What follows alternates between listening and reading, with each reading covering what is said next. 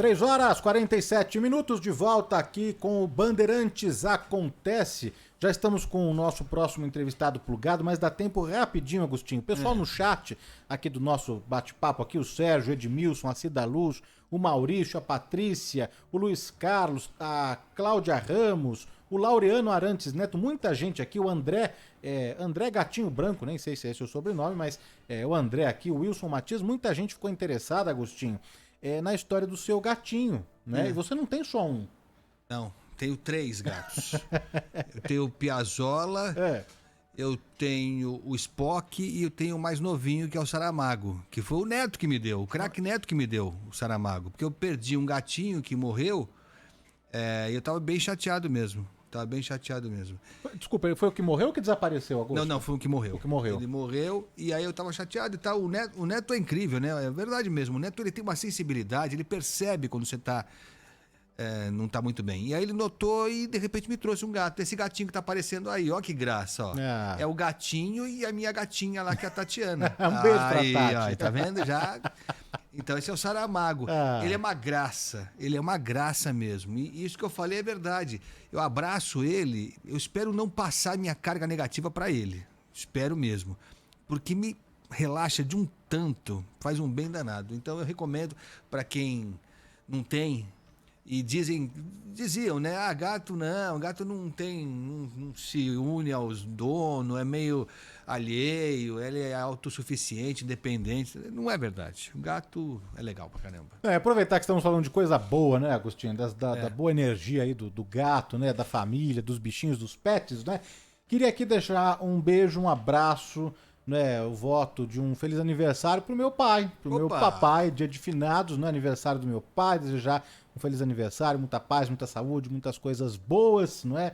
Que bom saber que ele tá recuperado, né, Agostinho? Sabe aí? Que bom saber que ele tá em casa. Como é o nome dele? Gino. Que Gino. Tá se recuperando bem, tá em casa, graças a Deus. Então, um feliz aniversário, já conversamos mais cedo hoje. Um beijo grande, viu? Abração pro seu Gino. Vamos parar por aqui, né? Senão abração emoções. pelo filho, né? A gente conhecendo o Danilo, vê que o seu Gino, que eu não tenho o prazer de conhecer, mas conhecerei. Seu Gino é um cara legal demais. Mas você é famoso em casa, viu, Agostinho? Né? Que bom. Bom, vamos parar de conversinha.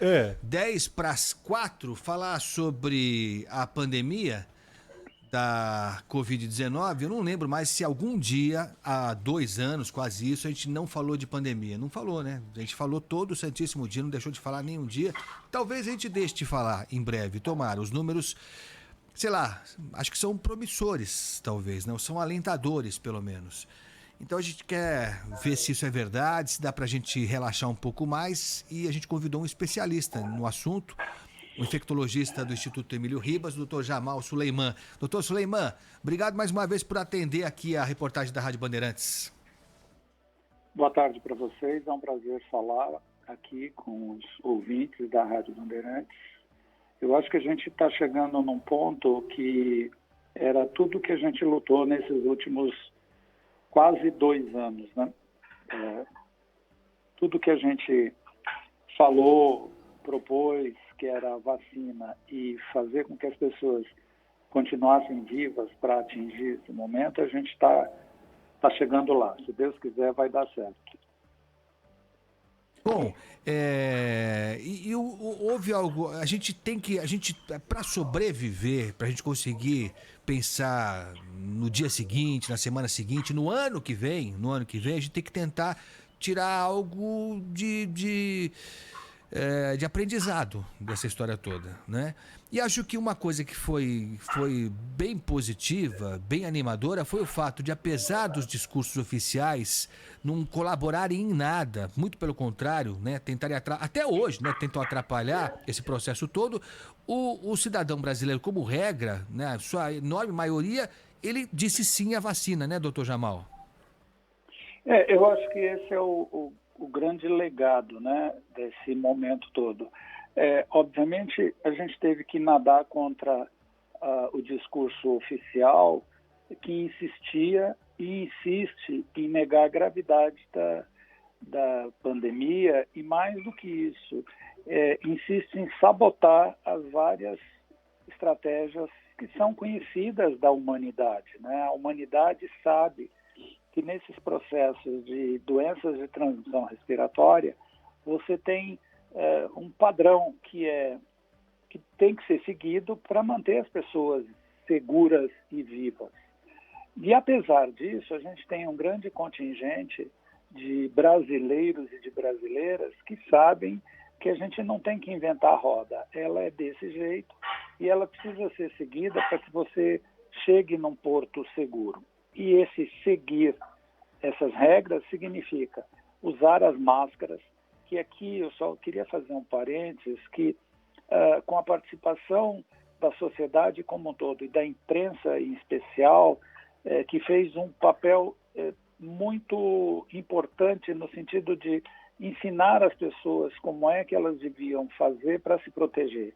Porque até havia um dogma, né, na ciência, que a máscara, quando ela é mal usada, ela aumenta o risco de doença. E a gente, lidando com isso, num primeiro momento, inclusive, pontuou que havia esse risco. Mas as comunicações, elas mudaram nesse século. E o que se observou foi que a imprensa séria assumiu o seu papel, que sempre foi importante, na condução desse processo, e ensinou as pessoas como é que elas deviam fazer para se proteger. E, de novo, aqui a gente teve teve que lidar com o negacionismo do que deveria ser o maestro desse processo todo, né?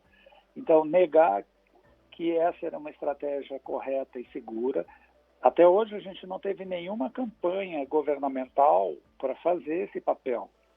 Então, esse papel foi executado pela imprensa séria do país.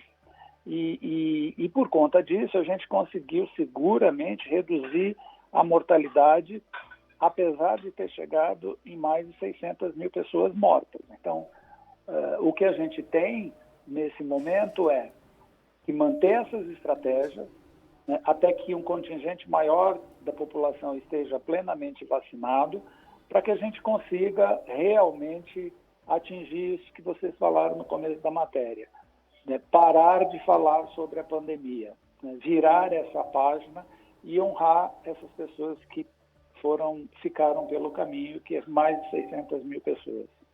Estamos conversando aqui na Rádio Bandeirantes com o infectologista Dr. Jamal Suleiman. Jamal, o que me preocupa, não é, e é óbvio que em algum momento precisa mesmo voltar à normalidade, não é, ou algo perto disso, não é?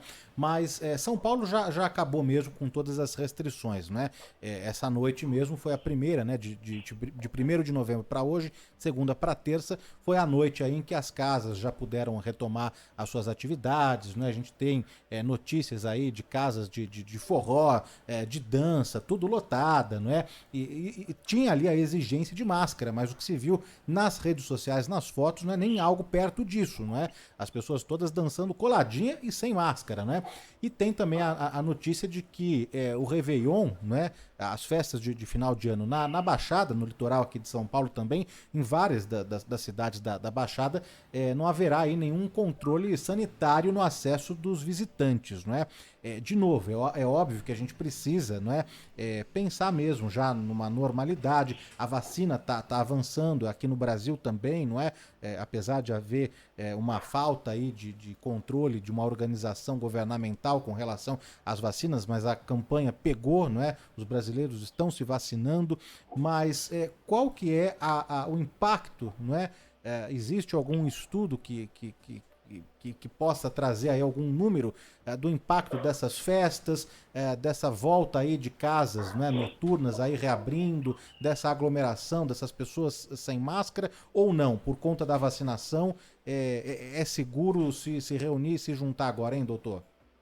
Eu acho que a gente tem que pensar em múltiplas frentes. Uma das frentes é isso que a gente está fazendo. Alertar a população do risco que ela corre quando abole completamente a estratégia do distanciamento físico e do uso de um método de barreira, que aqui é a máscara, além da vacina nesse momento. Então, esse papel a gente está fazendo e vai continuar fazendo. eu tenho dito que se a gente aguardar mais algumas poucas semanas, quando a gente tiver a população de jovens que ainda não receberam a segunda dose plenamente vacinado, a gente pode, aí sim, abaixar um pouco mais a guarda. A segunda frente é em relação a monitorizar esse fenômeno, né? E a gente tem que lembrar que em processos pós-estresse muito grande da humanidade, vem a fase que eu chamo de hedonista, né? As pessoas buscam rapidamente estratégias de descompressão que vão lhes propiciar prazer.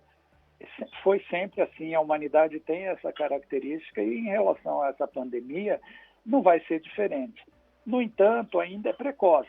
Então, aqui deve entrar em ação o poder público monitorando o que vai acontecer nos próximos dias. E quais são os parâmetros a serem monitorados? Os parâmetros são, de novo, número de casos graves, porcentagem de indivíduos infectados, taxa de ocupação de leitos e a taxa de transmissão do vírus na comunidade. Em São Paulo, especialmente, ela está abaixo de 0,5, que é uma situação confortável. Então, se mantiver daqui 10 a 14 dias essa mesma taxa e a gente não tiver nenhum espasmo nesses parâmetros que eu acabei de listar aqui, a gente vai estar num cenário de tranquilidade, né? Mas é uma tranquilidade, obviamente, relativa, porque nós não podemos encerrar essa história, porque o vírus ele tem uma capacidade que ainda de escapar de determinadas estratégias que a gente conhece algumas, mas não conhece todas. Então, aqui o poder público é fundamental, tanto do ponto de vista da vigilância epidemiológica quanto da vigilância molecular, que significa entender quais são as variantes que vão estar circulando naquele determinado momento, naquela determinada comunidade. Doutor Jamal, o senhor falou sobre o papel importante da imprensa e também dos senhores, né, dos médicos. Aliás, o doutor Jamal, não é por estar na presença dele não, viu, Danilo Gobato? Mas ele me falou e cumpriu a risca. Ele falou assim, olha, qualquer horário que vocês precisem, eu estarei, a não ser que esteja, né, numa cirurgia, num atendimento, mas ele não falhou nenhuma vez. Então, os médicos, os cientistas também tiveram, lógico, um papel muito essencial nisso tudo, na divulgação do que devia ser feito, do que devia ser evitado. Mas, apesar disso, doutor Jamal, a gente sente que algumas coisas, alguns conceitos resistem em serem assimilados por algumas pessoas.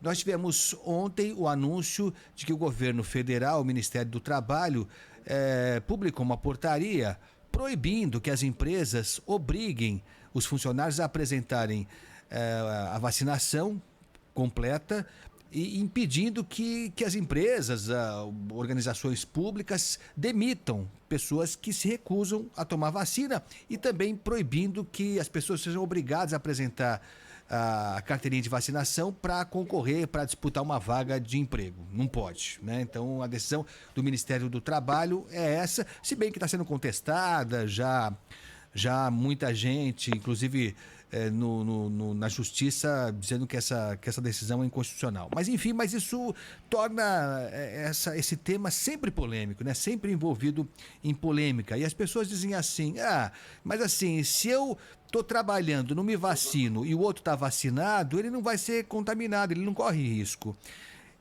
Sem perceber que não é assim que funciona a coisa. Eu queria que o senhor falasse um pouco sobre essa decisão do Ministério do Trabalho e sobre o que de fato representa de risco uma pessoa que insiste em conviver no ambiente de trabalho, ou seja, qual for, não estando vacinada.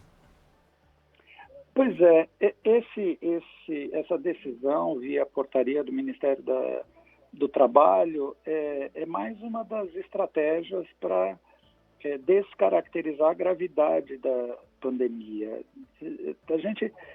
Seria tão mais fácil se todos nós pudéssemos trabalhar numa única direção, né?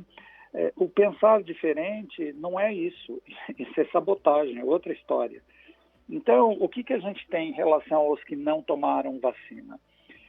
Elas acabam facilitando a transmissibilidade do vírus na comunidade. Eu estou vacinado, eu tomei 2 doses e fiz a dose de reforço. O que significa isso? Significa que eu estou impossibilitado de adquirir a infecção? Não. Não há essa possibilidade porque não existe nenhuma vacina que faça isso. No entanto, qual é a minha vantagem? A minha vantagem, por estar vacinado, é que, primeiro, se eu adquirir o vírus selvagem, ele vai ser reconhecido pelo meu sistema imunológico, que vai combatê-lo. O que significa combatê-lo? Eu posso fazer uma forma bastante leve da doença. O impacto no que diz respeito à doença no meu corpo deve ser bem menor.